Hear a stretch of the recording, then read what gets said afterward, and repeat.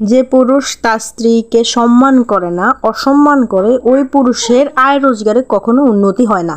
বিশ্বের সপ্তম ধনী আম্বানি, যে তার বউকে ইমপ্রেস করার জন্য গান গাইতে বলে না এবং সে সবার সামনে প্রাউডলি বলে সে সমস্ত কাজ তার বউয়ের সাথে পরামর্শ করে করে।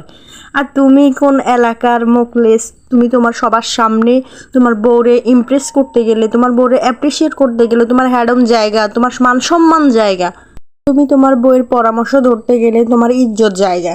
বুঝতে পারছো? তুমি ফকিন্নি কি এর লাইগা?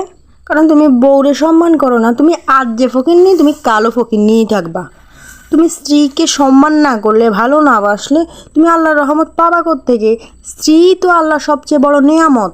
তুমি স্ত্রীকে ভরণ পোষণ দিলে, তুমি স্ত্রীকে ভালো ভালো খাওয়ালে, তুমি স্ত্রীর যত্ন নিলে, আল্লাহ তোমার উপর খুশি হবে, তোমার বরকত দিবে, তোমার রুজি রোজগার দিবে।